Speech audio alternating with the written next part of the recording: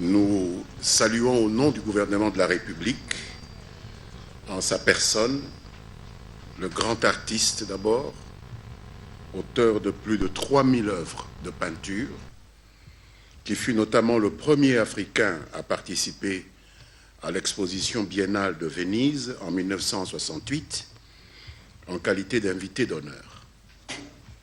M. Poyo a marqué la picturale par une technique qui lui était propre et qui est connue sous le nom de ligne continue, c'est-à-dire l'exécution d'un dessin complet avec un trait ininterrompu s'achevant dans sa signature. Mais notre pays salue, à travers Pierre-Victor Mpoyo, davantage l'homme politique qu'il fut. Bien que ses biographes affirment qu'il ne fut pas principalement fasciné par la politique et que ce ne fut qu'une carrière accessoire qui ne l'aurait embrassé que par accident. Il a en effet marqué son passage en politique par une opposition sans embâche au régime du défunt président Mobutu et a participé, comme vous le savez tous, de manière très significative au mouvement de libération de l'AFDL, qui a eu raison de la Deuxième République. Pierre-Victor Mpoyo a exercé alors la fonction de ministre d'État, chargé de l'économie, de l'industrie et du commerce extérieur, puis celle de ministre d'État, chargé du pétrole, dans le gouvernement du héros national, Mzee Laurent Désiré Kabila, dont il avait été un grand ami personnel pendant plus de 40 ans. Il fut également ministre d'État dans le gouvernement constitué après la mort de Mzee Laurent Désiré Kabila. C'est dire que les chroniqueurs ont raison d'affirmer qu'à travers sa mort, notre pays a perdu un géant. Paix soit à son âme. Ceci dit, je voudrais à présent vous entretenir de 3 sujets d'actualité. Le premier concerne les arrêtés du ministre de la Justice et garde des Sceaux, complétant les listes antérieures de personnes bénéficiant de la loi d'amnistie, de l'évolution de la situation sécuritaire à l'est de la République démocratique du Congo et du dossier de la migration de la télévision analogique vers la télévision numérique terrestre. Parce que bientôt, c'est le mois de juin, nous allons basculer de l'analogique vers le numérique. Qu'est-ce que cela signifie pour monsieur tout le monde, pour le téléspectateur de Kinshasa, de Lubumbashi, de Goma? Est-ce qu'il y a des raisons d'avoir peur, comme certains essayent de le dire ici et là? Vous verrez qu'il n'y a pas de raison de paniquer. S'agissant des personnes bénéficiaires de la loi d'amnistie du 11 février 2014, nous avons 4 vagues successives de personnes qui ont bénéficié de cette loi au cours de ces derniers mois et qui, aujourd'hui même pour la plupart, vont être libérées. Des magistrats sont maintenant même en attente de ce point de presse, de la confirmation par le gouvernement, pour procéder à la libération de ses concitoyens et ceux qui ne sont pas en prison, qui sont à l'extérieur du pays ou qui sont fugitifs, sauront en attendant leur nom qu'ils peuvent rentrer sans inquiétude dans leur foyer. Pour l'ex-M23, parmi ceux qui se retrouvent au Rwanda aujourd'hui, il y a d'abord un groupe de 80 personnes qui ont bénéficié d'un arrêté du 22 septembre 2014.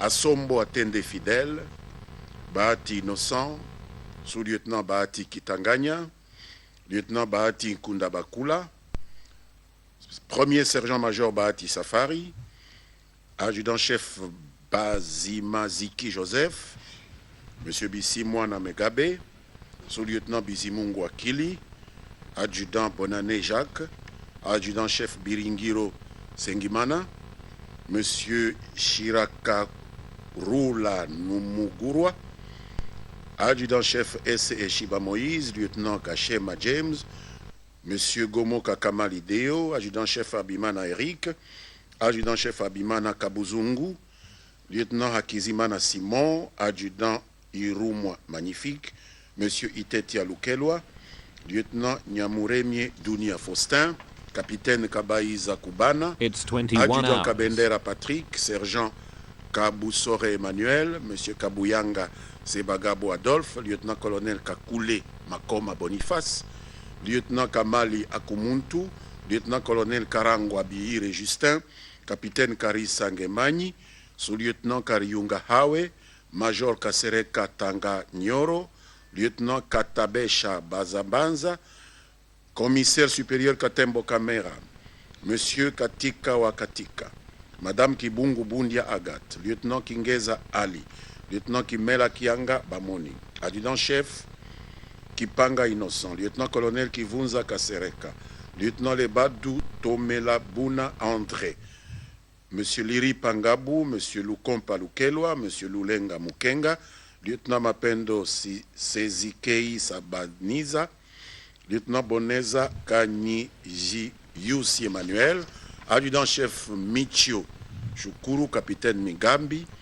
monsieur Misagwe Shabaromva, major Misingi Shabalundu, monsieur Michabo Mabenji Alexandre, monsieur Moki Moloba, milicien Mugunga Jean-Paul, capitaine Mouire, adjudant-chef Mouire, capitaine Mundandi, adjudant-chef Muneza, monsieur Mungo Akonkwa, sous-lieutenant Munyaneza, sous-lieutenant Munyarugendo, milicien Mushagalusa, sous-lieutenant Mutayomba, capitaine Dagage, caporal Dangijimana, milicien Daisaba, major Ndungutse, capitaine Ngabo, madame Ngapwende, Fifi, adjudant-chef Niyi Binzi, capitaine Niyochuti, milicien Nyonita, lieutenant Zeimana Bitatu, sous-lieutenant Zeimana Jean-Marie, monsieur Nkinzo Shiribagula, capitaine Nkurunzinza Jean-Marie, sergent Sanzimana Sore, capitaine Touarabaki Gamboneza,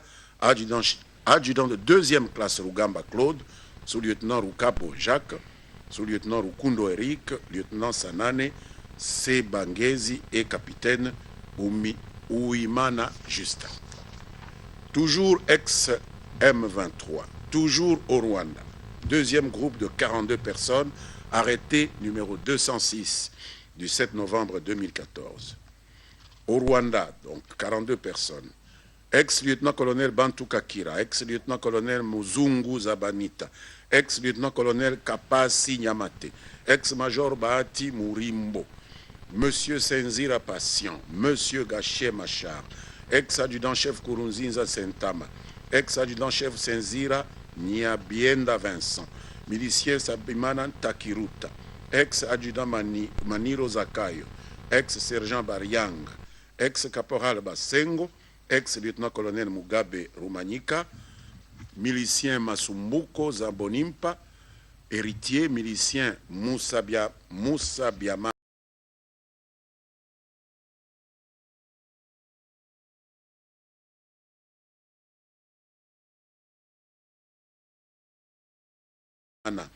Tourantinze, ex-caporal Dayabadje, ex-adjudant-chef Bahati, ex-lieutenant Bizimana, ex-sous-lieutenant Kunduera, ex-sergent Zeimana, ex-adjudant-chef Ruzingizandekwe Emmanuel, ex-lieutenant Havugimana, ex-adjudant-chef Ndaïsaba Abdul Karim, ex-adjudant-chef Sadiki Faustin, milicien Mougiraneza, ex-adjudant Dungutse Sabatu, ex-adjudant-chef Rutebuka Niringeri Innocent, ex-sergent Mbarushimana Innocent, ex-lieutenant-colonel Kayi Boami Kabongoli, ex-lieutenant-colonel Dusabe, milicien Kagiraneza Ntakabuno, monsieur Kadari Rutampuka, ex-adjudant-chef Uwimwana Serusinga, ex-sergent Hakizimana Vianney, ex-adjudant Tirani Bagira, ex-lieutenant-colonel Mouindo Prince Kassante, ex-adjudant Abimana, milicien Chiaka Léonard,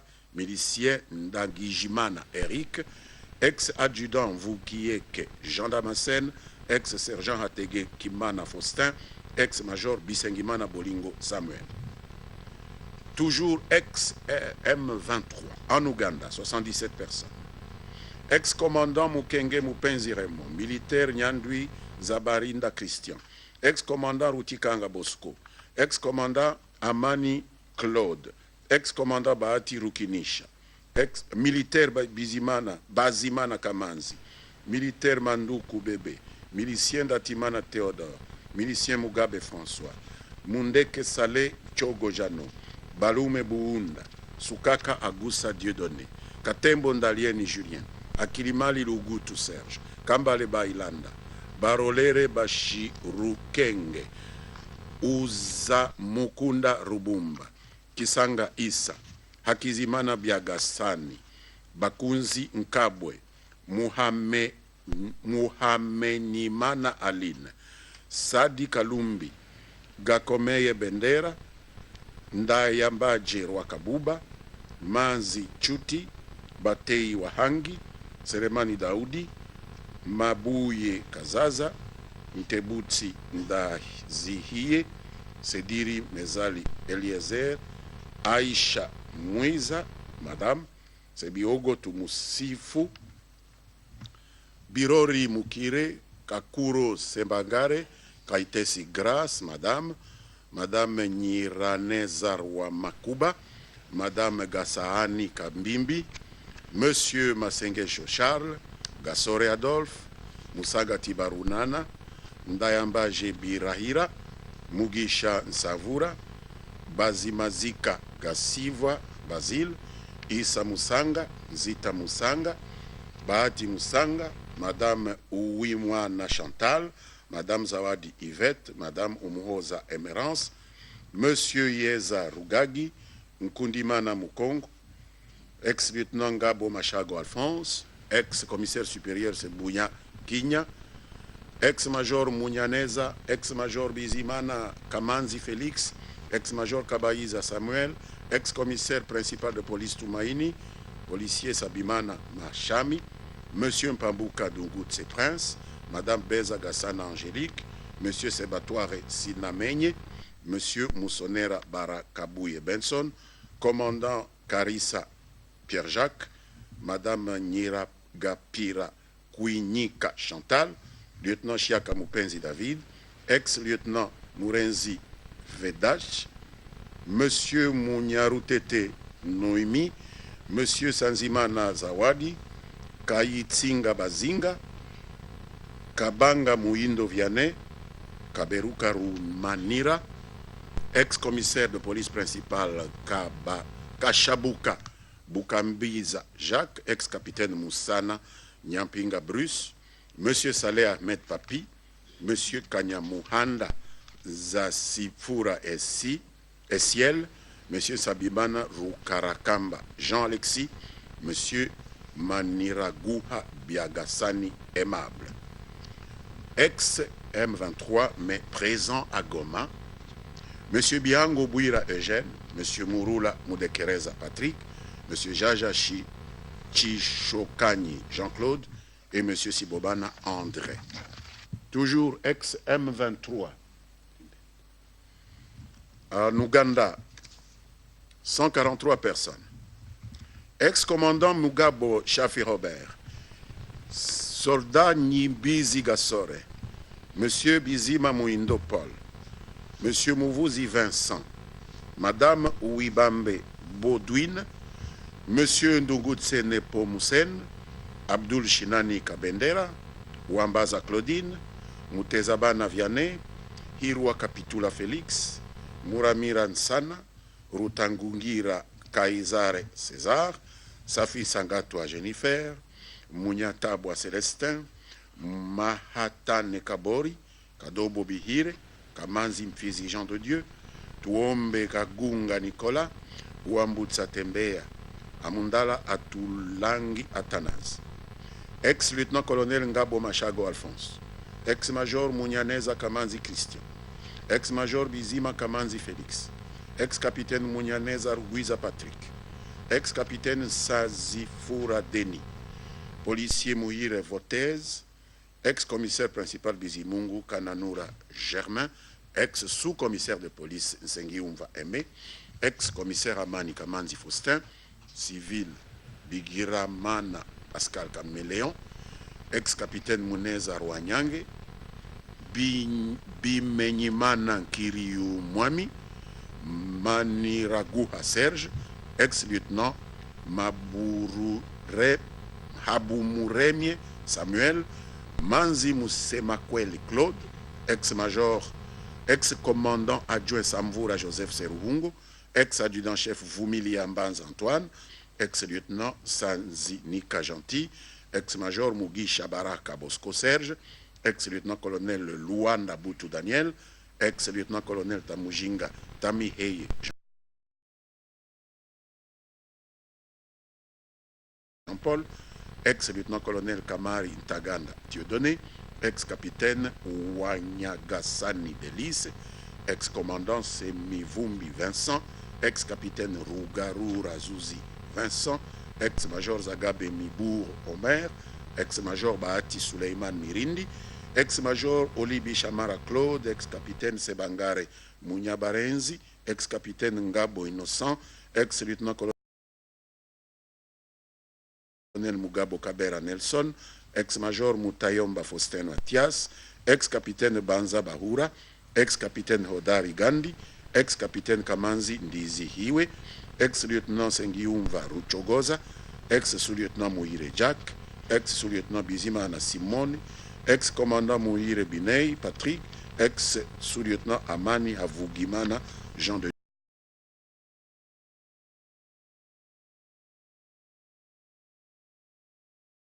Dieu, ex-adjudant-chef Rudaousha Freddy, ex-caporal Habiara Mounyegabe Innocent, ex-adjudant-chef Biringiro Fabrice, ex-lieutenant Saleh Kitsalarson, ex-commissaire supérieur Bassé Mekanori François, ex-lieutenant Moutsobe Jean-Baptiste, ex-commissaire principal Kaloume Joseph, ex-lieutenant-colonel Moutembera, M. Moutinzi Abdou,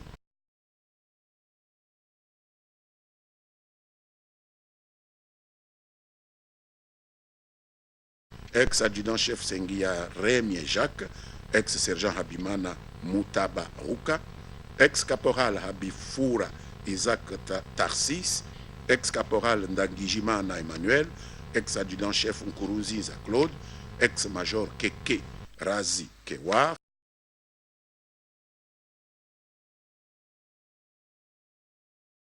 ex-caporal Simiyimana Karuba Eric, ex-capitaine Mugunga Chetu James, ex-capitaine Bahati Emmanuel, ex-caporal Umuhoza Samiat Mami, ex-caporal Ouamahoro Vestine, ex-premier sergent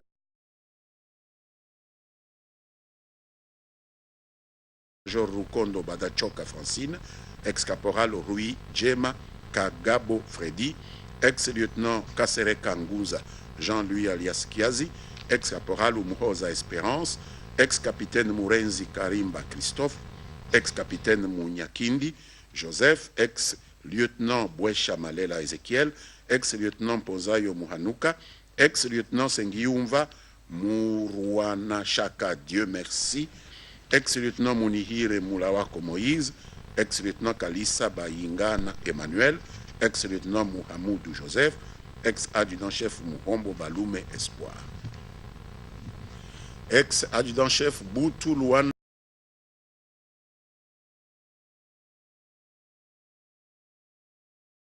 Héritier, ex-adjudant-chef Baloume Bindu Ernest, ex-adjudant Sengiumva Sebakangu Isaac, ex-adjudant-chef Boulina Mafuko, ex-adjudant-chef Maombi Habumuleni, ex-adjudant-chef Tumaini Ndohole Bake,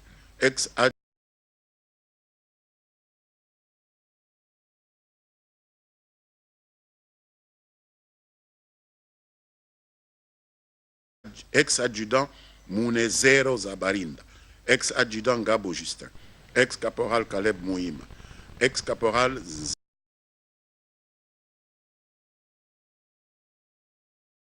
Zai Senga Félix, ex-adjudant-chef Bahati Gatoto, ex-sergent Bimeimana Josué, ex-caporal Munyanda Mutsa, ex-caporal Ntegereje, ex-capitaine Kalisa Kamakango, ex-capitaine Manihiro Batana, ex-sous-lieutenant Tumaini Amani Seba, ex-adjudant-chef Kizingabo Pascal, ex-adjudant Baganizi Jackson, ex-adjudant Shimiyimana Daniel, ex-premier sergent-major Gahama Brakuna Eric, ex-caporal Ndererehe Manuel, ex-caporal Nushime Miigo Ernest, ex-sergent Mugenzi Jackson, ex-deuxième classe Gaungu Niitanga Pascal, ex-sergent-major Maombi Shukuru, de ex-caporal Nkanika Patrick, ex-deuxième classe Rafiki, ex-caporal Iyakare Nio,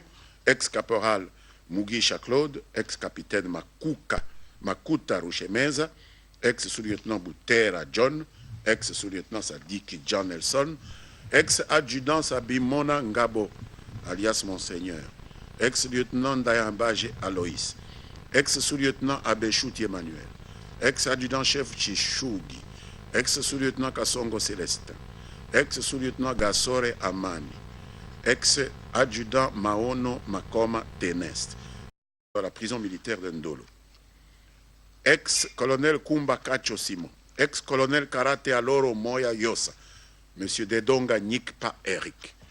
4 personnes à la prison centrale de Makala du groupe colonel Zambo. Ex-colonel Zambo Mbongo lui-même, Madame Mopembe Christine, ex-policier Ngugno Tene Evariste, ex-inspecteur adjoint Koti Ndokula.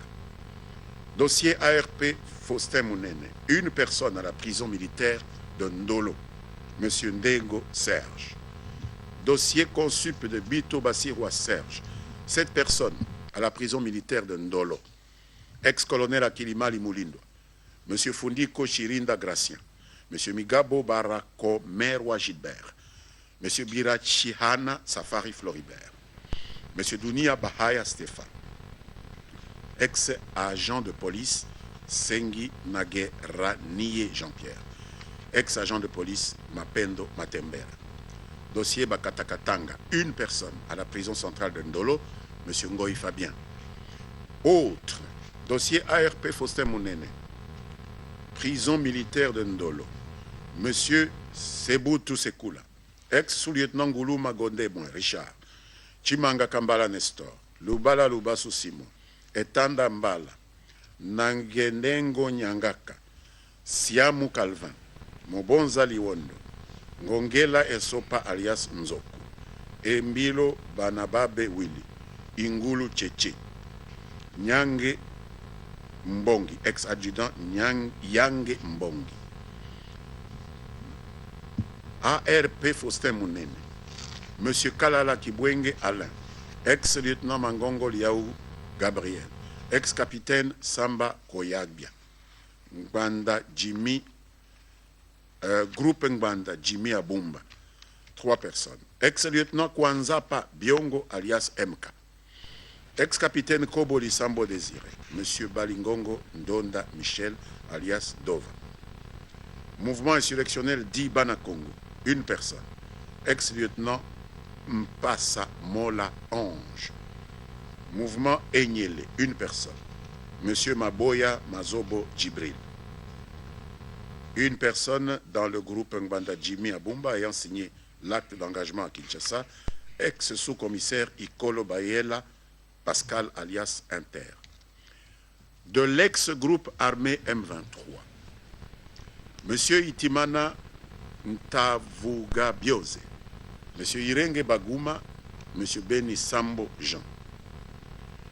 Ex-caporal Mumbere Kabuyaya John, Lumami Yakitenge, ex-lieutenant Kabera Selemani, ex-capitaine Seba Kamunur, ex-sous-lieutenant Lumumba Patrick Didier, ex-commandant Bassem Elias, ex-adjudant Bizimana Mouindo Jean, ex-adjudant-chef Ngana Mouindo Jean, ex-caporal Baraka Misigaro Justin, ex-sergent Bazinga Muzungu Jacques, ex-sergent Hatege Kimana Damasen, ex-premier sergent-major Sengiyumva Akizabela Faustin, ex-major Harindimana Samson, ex brigadier Tumaini Tabouba, ex-caporal Habimana Pascal, ex-caporal Benimana Jean-Paul, ex-caporal Boarakei Emmanuel, ex-caporal Hakuzimana Samuel, ex-caporal Gambouki Ntouare François, ex-caporal Sengiumva Fabrice, deuxième classe Tuyuba et Jean-Claude, ex-lieutenant Bakinga Mahera, ex-lieutenant Bahati Idi Moubarak, ex-sous-lieutenant Kwira Issa, ex-sous-lieutenant Moussa Bimana Sengimana, ex-adjudant-chef Kangwesage Patrick. 14 personnes identifiées et ayant signé des actes d'engagement en Ouganda, enfin. Ex-adjudant-chef Ngabo Lyon, ex-caporal Safari Jean-Rémy, ex-caporal Chimie Sizaera Innocent, ex-caporal Kagabo Jean de Dieu, ex-lieutenant Amani Rouakiba, ex-lieutenant Nizeimana Jean-Marie Vianney, ex-sous-lieutenant Bizimana Kagera Samuel, ex-adjudant Irumva Faustin, ex-sergent-major Mouroula Bachonga, ex-sergent-major Liomba Liongo, ex-deuxième classe Touagirimana Léopold, ex-caporal Sengimana Jean-Marie, ex-caporal Nzaira Mbaho Frédéric et ex-sergent-major Sengiumva Alexis Canisius. Voilà donc les vagues, les dernières en tout cas en date, de personnes qui vont devoir quitter les lieux de détention pour retrouver une vie normale à partir d'aujourd'hui en fonction de leur admission au bénéfice de la loi d'amnistie. En ce qui concerne l'évolution de la situation sécuritaire à l'est de la République démocratique du Congo, cette situation sécuritaire dans le Kivu particulièrement est dominée par quelques nouvelles assez bonnes, somme toute, notamment la mort confirmée du sieur Kassada Karume, numéro 3 de la rébellion ougandaise des ADF, contre lesquels les FARDC poursuivent sans désemparer leur offensive dans le Grand Nord et qui ont tué plusieurs centaines d'innocents compatriotes dans cette partie de la République. C'est dans la nuit du 24 au 25 avril que les FARDC ont abattu le précité à Bango, au camp Baroukwa, à une centaine de kilomètres de la ville de Beni. Le corps de cet individu a été formellement identifié par tous les services spécialisés. Il faut signaler que le lieu dit camp Baroukou, où a été abattu Kassada Karume, était constitué de 104 cases en tout, construites par les ADF Nalou, en pleine forêt, en pleine jungle. Et il faisait office de quartier général du noyau dur de l'ADF. C'est un véritable coup de maître que viennent de signer nos forces de défense et de sécurité et que nous saluons. Nous saluons ces forces de défense et de sécurité qui multiplient des victoires sur l'ennemi en dépit du changement de stratégie de ce dernier. Nous déplorons malheureusement que des otages, des hommes et des femmes congolais, aient été enterrés par cette force négative et des fosses communes ont été retrouvées au lieu dit camp Baroukou par les FARDC. Les FARDC qui ont donc mis à jour ces fosses communes où l'ennemi a enterré après les avoir exécuté un grand nombre de personnes qu'il détenait en otage, ainsi que les blessés et autres dépendants incapables de se déplacer pour les suivre dans leur fuite. Les enquêtes vont se poursuivre pour identifier ces morts et déterminer ce qu'il en est exactement. Si par ailleurs, l'information livrée par un journal tanzanien, Red Pepper, selon laquelle sieur Jamil Mukulu, numéro 1 de cette rébellion ougandaise ADF, a été appréhendé le 20 avril dernier à Kagezi par les services de sécurité tanzaniens qui auraient trouvé sur lui une dizaine de passeports de nationalités différentes. Si cette information se confirmait, je ne la confirme pas, ce serait effectivement un coup fatal pour cette force négative et le début de la fin du calvaire pour nos concitoyens du Grand Nord. Le gouvernement de la République continue à vérifier cette information qu'il n'est malheureusement pas encore en état de confirmer ou d'infirmer, et les voies diplomatiques sont utilisées à cette fin. Quant à la lutte contre les FDLR, je vous annonçais le 9 avril dernier le bilan de 162 FDLR capturés en phase de désarmement forcé. Nous en sommes aujourd'hui à 232 FDLR capturés, parmi lesquels 30 Congolais associés à cette force négative rwandaise et 525 dépendants libérés, soit un total de plus de 700. Si l'on compte également ceux qui se sont rendus en phase de désarmement volontaire, c'est un chiffre de 677 FDLR neutralisés qui s'offrent à nous, soit plus de 50% d'effectifs FDLR tels qu'ils avaient été évalués avant l'opération Soukola 2. Mesdames et messieurs, alors que nous enregistrons ces bonnes nouvelles du front, nous faisons malheureusement face à une nouvelle vague de réfugiés burundais dans le Sud Kivu, consécutive à la situation qui prévaut dans ce pays frère, voisin. Nous avons accueilli 2000, puis encore 2000, soit 4000 réfugiés à ce jour. La solidarité africaine est en train d'agir. Ils vivent chez l'habitant. Le gouvernement et le Haut Commissariat des Nations Unies pour les réfugiés s'activent pour leur trouver un lieu d'accueil décent. Mais il est évident qu'un si grand nombre de réfugiés dans un territoire comme Uvira nous pose un problème de capacité d'accueil. Nous travaillons donc avec les services compétents des Nations Unies pour pouvoir les accueillir de manière appropriée. Pour le reste, nous ne pouvons que souhaiter que la situation qui prévaut actuellement au Burundi puisse évoluer et se dénouer par des voies pacifiques qui permettraient à ses frères et sœurs de rentrer rapidement à la maison. En ce qui concerne la migration vers la télévision numérique terrestre, je voudrais rappeler à l'attention de l'opinion nationale que par l'arrêté interministériel signé en date du 25 avril 2015 par le vice-premier ministre en charge de PTNTIC et le ministre de la Communication et Médias, nous avons défini les acteurs du nouveau paysage audiovisuel congolais.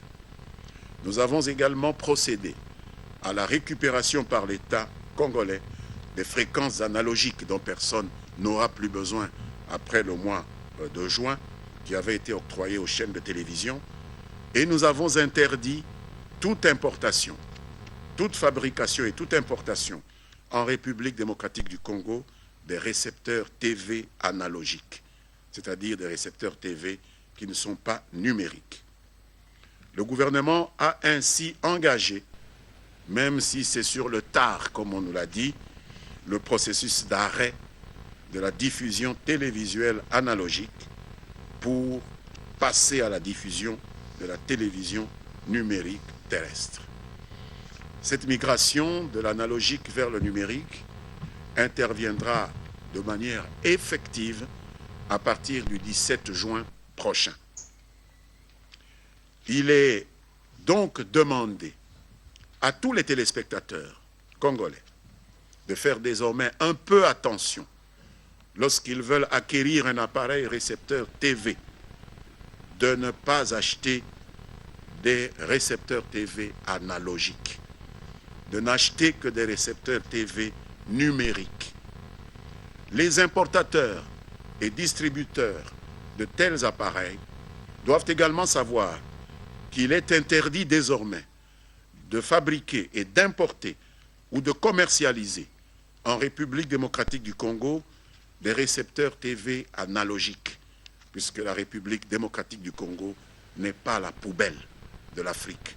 Partout au monde, on est en train de migrer vers le numérique et les gens ont tendance, lorsque nous ne sommes pas suffisamment diligents, à déverser vers nous ce matériel dont on n'aura peut-être plus besoin d'ici quelques années.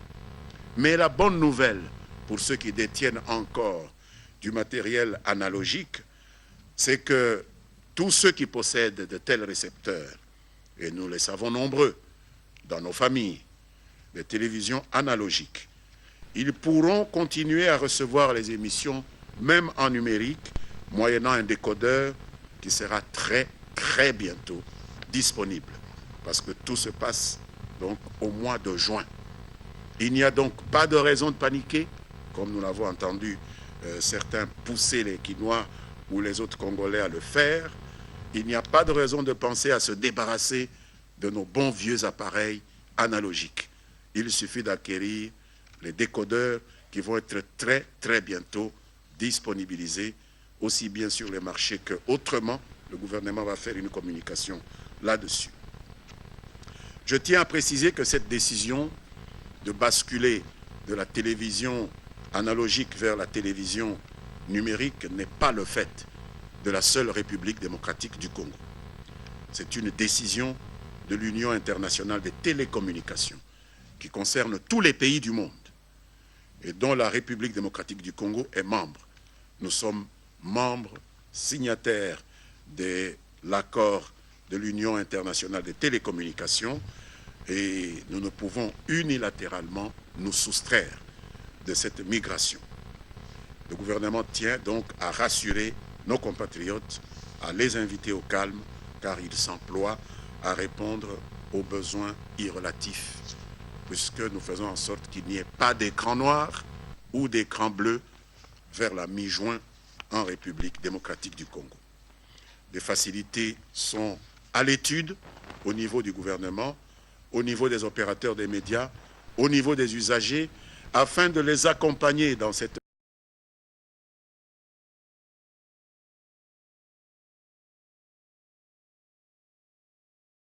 phase de modernisation s'agissant des adaptations nécessaires pour être à jour par rapport aux équipements de production et de réception au format numérique.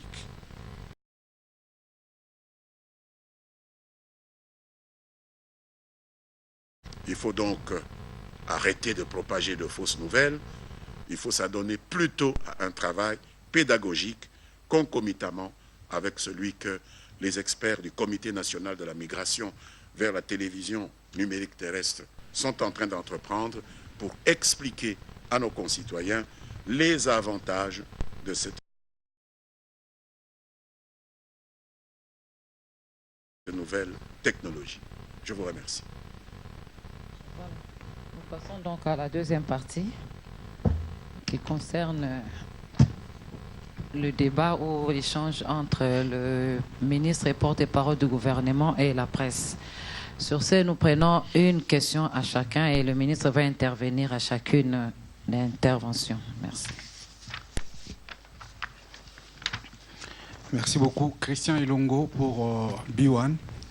Monsieur le ministre, vous avez évoqué les mauvaises nouvelles et les bonnes nouvelles de l'Est. Parmi les mauvaises, il y a la création d'une nouvelle rébellion. L'information confirmée par les gouverneurs du Nord Kivu, mais silence radio côté gouvernement.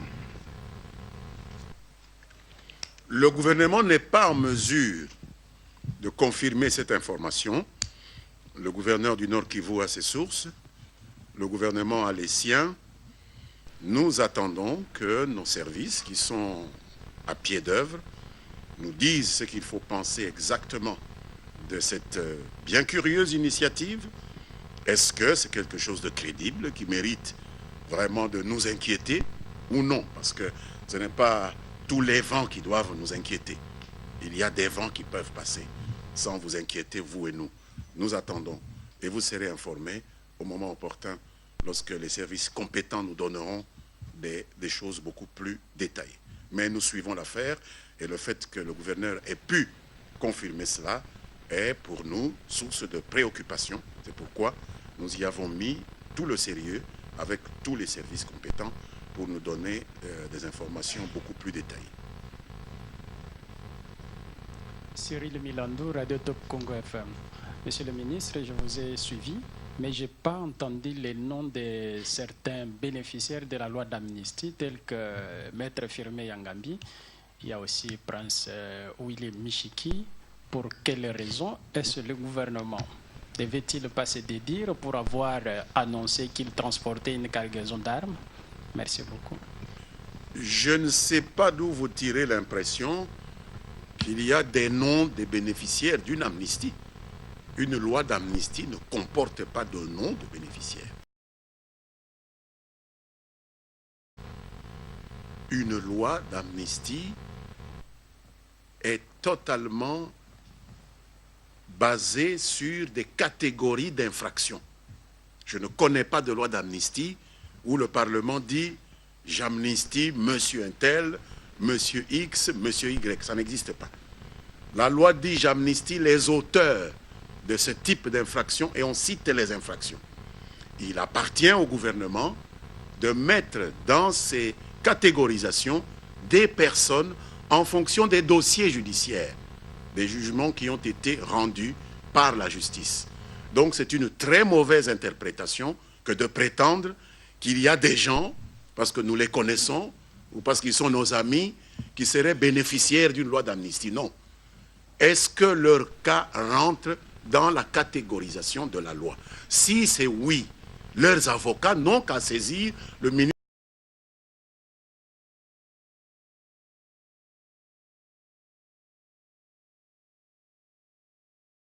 de la Justice et a prouvé que leur cas rentre dans la catégorie qui a été déterminée par la loi. Et le ministre de la Justice n'a aucune raison de laisser quelqu'un en dehors. Tout le reste, c'est des interprétations. Tout le reste, c'est les pressions qu'on a pris l'habitude d'exercer sur la justice. Je ne vais pas vous suivre sur ce chemin-là. Il faut que les avocats nous disent exactement en quoi ces gens-là rentrent dans la catégorie. Donc il n'y a pas d'amnistie réservée pour Maître Yangambi, que je connais très bien, un qui m'est très sympathique, mais il n'y a pas de loi d'amnistie qui lui soit réservée. Ça n'existe pas. Il n'y a aucun individu qui ait une loi d'amnistie pour lui. Ça n'existe pas. Il ne faut pas raconter des histoires. Nadine Laing de Télé 7. Monsieur le ministre, comment analysez-vous les événements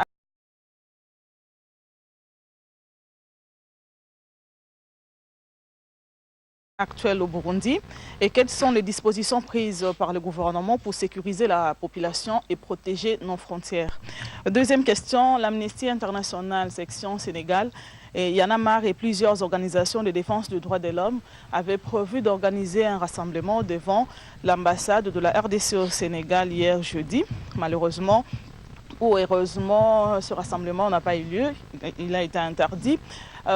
Quelle suite réservez-vous, le gouvernement entend réserver à cette affaire qui prend de plus en plus de l'ampleur sur le plan international? Bien, en ce qui concerne le Burundi, nous n'avons pas de commentaires à faire sur des problèmes qui se passent dans un pays autre que la République démocratique du Congo. Vous savez à quel point nous souffrons, nous, des ingérences de pays étrangers sur nos affaires. Donc ce qui se passe au Burundi est un problème qui concerne les Burundais.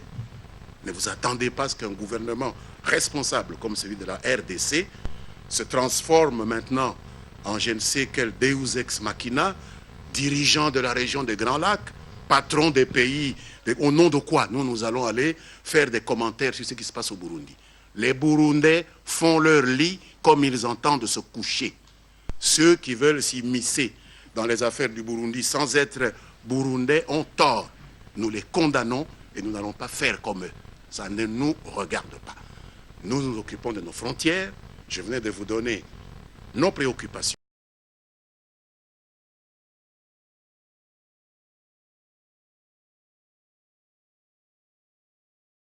C'est lorsqu'un Burundais traverse la frontière de la RDC, se retrouve au Congo-Kinshasa, au sud Kivu, perturbe notre écosystème, perturbe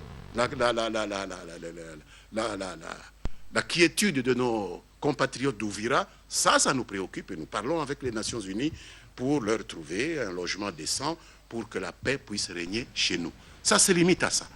Nous n'avons pas à faire autre chose. En ce qui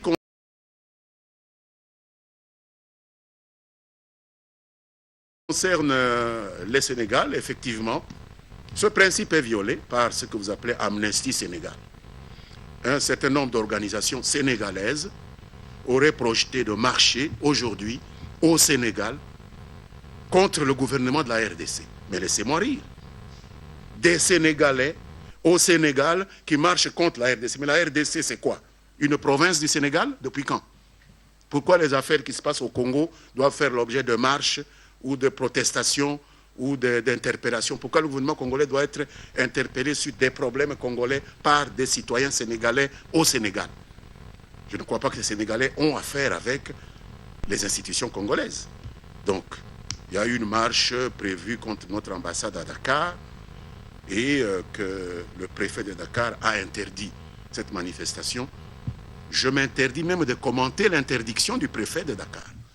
Je ne l'approuve pas, je ne la désapprouve pas. Ça regarde le préfet de Dakar qui décide s'il peut autoriser une marche à Dakar parce qu'il s'agit d'une marche de Sénégalais au Sénégal. Et je voudrais que les gens fassent comme nous.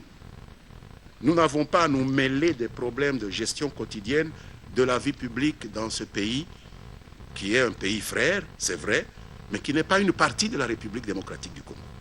Et les associations sénégalaises doivent comprendre que nous ne sommes pas une province de leur pays. Ils n'ont pas à venir ici s'immiscer dans les affaires de la République démocratique du Congo. Il faut qu'ils comprennent que les gens pour qui ils veulent marcher ont affaire, sont d'abord des Congolais.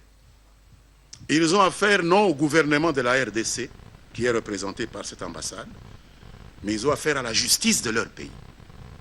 Il y a plein de gens aujourd'hui dans des prisons au Sénégal, à commencer par M. Hissène Habré, qui est en prison au Sénégal. Je n'ai pas entendu des gens marcher au Sénégal contre les juges sénégalais qui ont gardé M. Hissène Habré. Il y a le fils de l'ancien président, M. Karim Ouad, qui est en prison aujourd'hui. Je n'ai pas entendu ces amnesties sénégales et tout ça marcher contre la justice sénégalaise. Pourquoi doivent-ils marcher contre des institutions congolaises qui gèrent leurs compétences vis-à-vis de citoyens congolais? Mais depuis quand le Congo est devenu une partie du Sénégal? C'est peut-être ce qu'ils veulent, mais ce n'est pas encore arrivé. Nous sommes un pays différent du Sénégal. Donc les Sénégalais doivent s'occuper des institutions sénégalaises. Nous n'avons aucune redevabilité vis-à-vis des Sénégalais. Ils n'ont rien à nous demander. Nous, on n'a aucun compte à leur rendre. Le jour où vous me direz que des Congolais ont marché au Congo, voire même au Sénégal, pour interpeller leur gouvernement, je répondrai. Mais que des Sénégalais marchent au Sénégal pour nous interpeller, mais au nom de quoi? Ils nous ont donné quel mandat, nous, gouvernement congolais? La redevabilité du gouvernement congolais s'arrête vis-à-vis des citoyens congolais? Vous voulez que votre gouvernement ait à s'expliquer devant des citoyens sénégalais? Si un jour ils décident que nous leur donnions de l'argent, votre argent, nous devons leur donner pour qu'ils ne marchent pas contre nous. C'est ça que vous voulez? C'est totalement ridicule. Donc on n'a pas inventé la roue et ce n'est pas le Sénégalais d'Amnesty ou de Yanamar qui va inventer le pays qui s'appelle CNRDC. Non, nous sommes la RDC. Nous n'avons des comptes à rendre qu'au peuple de la RDC. Et qu'ils aillent demander des comptes à leurs dirigeants, à eux, et les vaches seront bien gardées et Dieu reconnaîtra les siens. Donc, nous ne sommes pas le gouvernement du Sénégal, ils ne sont pas le peuple du Congo, ils n'ont rien à nous demander et je n'ai rien à leur dire. Et qu'ils restent à leur place et s'occupent de leur pays. Voilà ce que je peux leur dire. Merci. Monsieur le ministre, Alain Kouka pour le compte Antena. Vous avez dit tout à l'heure qu'il y a des affaires qui sont comme des vents qui passent. Peut-on dire que l'affaire fosse commune de Maluku est un vent qui est passé? En d'autres termes, est-ce qu'il y a des enquêtes qui se poursuivent? J'ai deux petites préoccupations. Ça, c'était la première. Deuxième préoccupation concernant toujours l'affaire fosse commune de Maluku. C'est vrai qu'il n'y a pas encore de lien établi entre les personnes qui ont été enterrées à Maluku, au cimetière Fula Fula, et les morts que nous avons déplorés au mois de janvier. Vous avez parlé de 27 morts, les ONG ont parlé de 42 morts, mais ma préoccupation est celle-ci. Quand est-ce qu'il faut-il faire intervenir l'armée pour mater une manifestation violente? Nous avons vu à Baltimore, il y a des pillages, on a fait intervenir l'armée. Ici, vous avez fait intervenir l'armée au mois de janvier. Est-ce que vous regrettez cette décision aujourd'hui? Très bonne question, mais je vais commencer par le commencement. Ce que j'ai dit ne concerne pas Maluku. Les gens ont le droit de se poser des questions sur comment on enterre leurs indigents. Ça, C'est des faits qui remontent à 2013. Hein. Ce n'est que maintenant que l'enquête commence. Au niveau du ministère de la Justice en France, au niveau du ministère des Armées en France et au niveau du parquet à Bangui.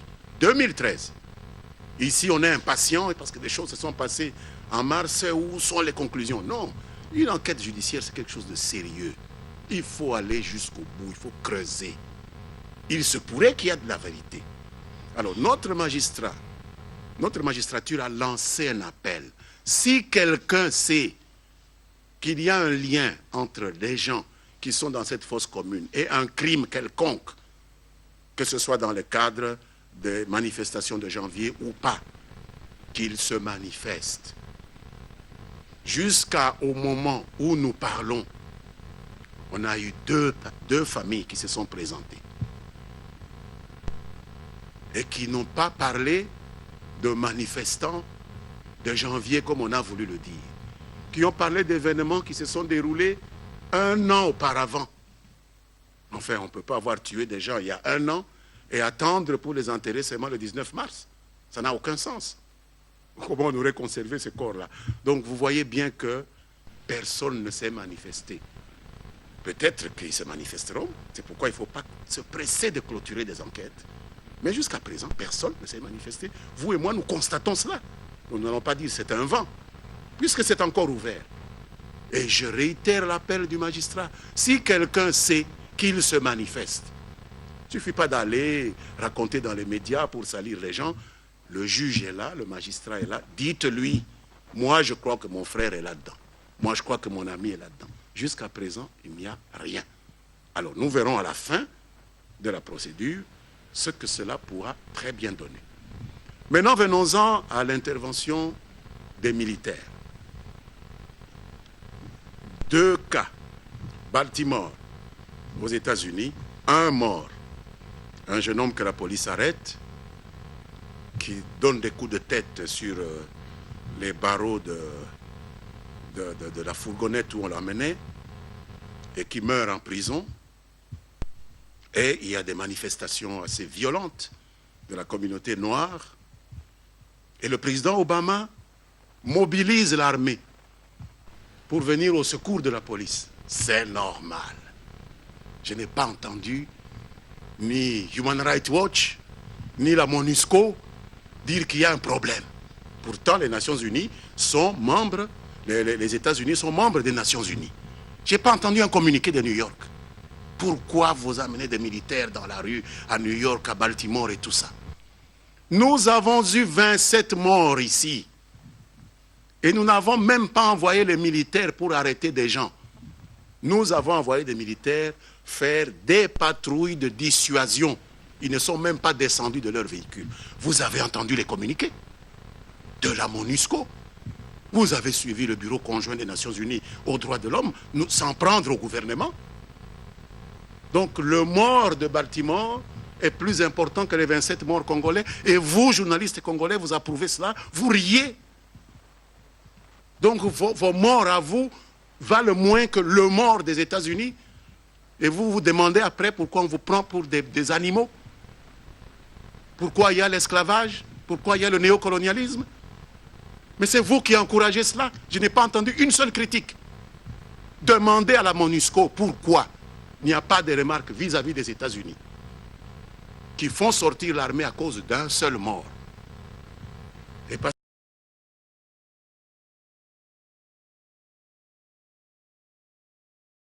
qu'il y a des pillages à Baltimore. On peut piller chez nous, pas de problème. Quand on pille à Baltimore, les militaires peuvent sortir, soutenir la police. Quand on pille chez nous, ce n'est pas la bonne chose. Pourquoi 2 poids 2 mesures?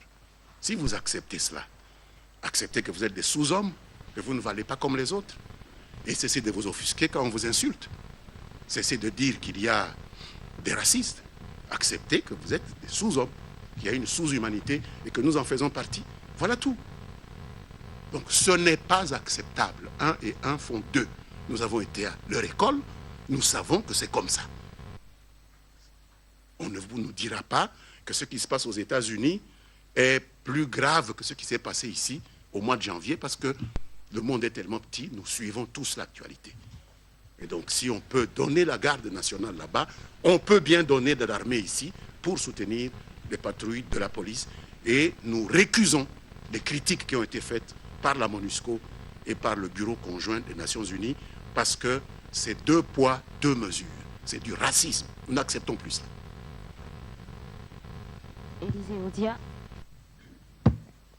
Élisée Odia, Congo Web Télévision. Vous avez parlé d'une marche interdite au Sénégal, de politique de 2 poids, 2 mesures en faisant allusion à ce qui se passe aux États-Unis. Est-ce que cela peut justifier la répression que certains sont en train d'accorder ou de mettre ça dans le dos du gouvernement par rapport à la marche de l'UDPS du 24 avril dernier? Votre lecture par rapport à cette situation? Mais également juste une préoccupation par rapport à la santé du président de la CENI. Je sais que vous êtes d'une autre institution, mais la santé est quand même préoccupante, surtout aux yeux de l'opposition qui s'inquiète. Et selon l'opposition, ça met à mal quand même l'équilibre au niveau de la centrale électorale. Quelle est votre réaction par rapport à cela? Tout d'abord, je pense qu'en ce qui concerne la première partie de votre question, je ne suis pas au courant qu'il y ait eu une répression en tant que telle de la marche de l'UDPS. Pour réprimer une marche, il faut qu'elle ait eu lieu. Il y a eu une interpellation avec conduite au poste, vérification de papiers d'identité, et puis remise en liberté de 4-5 personnes que la police estimait qui obstruaient la voie publique. C'est ce qui se fait partout, dans tous les pays de vieille civilisation. Lorsque vous obstruez la voie publique avec une manifestation que la police n'a pas autorisée, c'est ce qui se fait. On vous interpelle, on vous amène au poste. C'est ce qu'on faisait avec nous, même en Belgique, quand nous manifestions contre le défunt Mobutu. On vérifie votre identité, puis vous rentrez à la maison. Je ne sais pas si ça s'appelle répression, mais il n'y a personne de l'UDPS qui est en prison suite à cela. Nous constatons simplement que la population ne suit plus, surtout qu'il y a des mots d'ordre un peu irrationnels. Les gens savent qu'on a enterré des indigents. Vous dites non, on fait un deuil national parce qu'on a tué des gens. Il faut prouver cela. Donc ça, c'est la première chose. La deuxième question, c'était la santé de M. l'abbé Malou Malou. Oui, si ces leaders de l'opposition ont des solutions, M. l'abbé Malou Malou est malade. Malgré tout, il travaille. Il est venu, et il a travaillé, puis il est reparti pour continuer sa convalescence et il va revenir à ma connaissance. S'ils ont des informations médicales qui peuvent aider notre compatriote, l'abbé Apollinaire Malou Malou, à recouvrer sa santé plus rapidement, nous sommes intéressés, peut-être la commission est intéressée, la famille d'Apollinaire Malou Malou est intéressée, sa congrégation religieuse est intéressée, mais en dehors de cela, dites-moi, en quoi ça les concerne? La santé d'un homme. C'est même indécent. C'est même indécent. C'est au-delà de tout, de la grossièreté, de pouvoir faire de la santé d'un homme un sujet de débat politique. C'est honteux. C'est montrer qu'on n'a plus d'arguments, on est à vide, comme si la commission électorale indépendante est une chose entre les mains de l'abbé Apollinaire Malou Malou. Il y a un vice-président, pourquoi? Il y a une commission, un comité, pourquoi? Si ça ne dépendait que de lui, la commission ne tournerait pas. Nous ne serions pas en train de déposer nos candidatures pour les élections provinciales. Qui a dit qu'il faut qu'il soit physiquement là? Et physiquement, il était là. Nous n'avons pas vu les cadeaux qu'ils lui ont apportés. Nous n'avons pas vu l'aide qu'ils lui ont apportée. S'ils connaissent un médecin qui peut miraculeusement en finir avec les ennuis qu'il a de santé, qu'ils lui disent. Et je pense qu'il ira là-bas, mais en dehors de cela, qui les autorise comme ça à étaler les problèmes de santé d'un homme? Je pensais que c'était interdit. Dans la déontologie des hommes politiques, ça devrait être interdit. Il faut quand même que les hommes politiques comprennent qu'il y a une limite.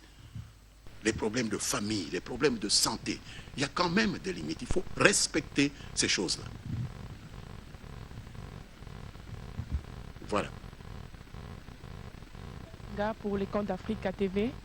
Monsieur le ministre, vous avez annoncé que d'ici le 17 juin, on va basculer de l'analogie au numérique Et pour ceux qui ont des récepteurs analogiques, il n'y a pas à paniquer. Il suffit juste de se procurer d'un décodeur pour avoir le signal. Moi, je me demande, est-ce que le gouvernement a quand même pensé au coût de la population? Au fait, pour être très précise, aux foyers, par exemple, qui vivent au fin fond des Maloueka, par exemple. Mais c'est ce que je venais de vous dire, madame. Je vous ai dit que le gouvernement est en train de résoudre ce problème-là. Alors laissez le gouvernement annoncer les solutions au lieu de me tirer le verre du nez. Nous sommes encore à la fin du mois d'avril. C'est le 17 mai. Laissez-nous résoudre ce problème. Je vous ai dit que nous sommes au mois de juin. Alors, le 17 juin, nous sommes en train de résoudre ce problème. Vous verrez bien, parce que la commission qui est chargée de cette question va se répandre dans l'ensemble de la ville, sur l'ensemble du pays, pour indiquer les solutions que le gouvernement a trouvées. Prenez un peu patience. C'est tout ce que je peux vous dire. Nous prenons la toute dernière intervention, RFI. Monsieur le ministre, vous venez de parler que c'est indécent de parler de la santé de quelqu'un. Alors, quelle différence faites-vous entre parler de la santé de Malou Malou et parler de la santé de Tshisekedi? Monsieur l'abbé Malou Malou n'est pas le président de la République. Il n'a pas la prétention de diriger une institution publique congolaise de ce niveau, la présidence de la République. Monsieur l'abbé Malou Malou est tombé malade après avoir été désigné à la tête de la Commission électorale nationale indépendante.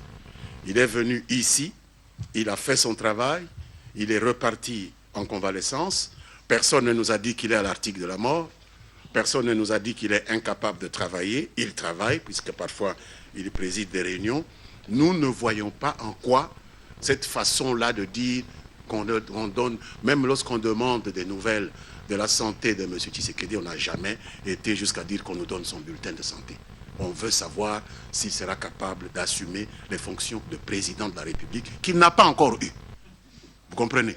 Mais l'abbé Malou Malou est tombé malade en étant président de la Commission électorale nationale indépendante. Je pense que c'est des choses différentes et le niveau est vraiment différent.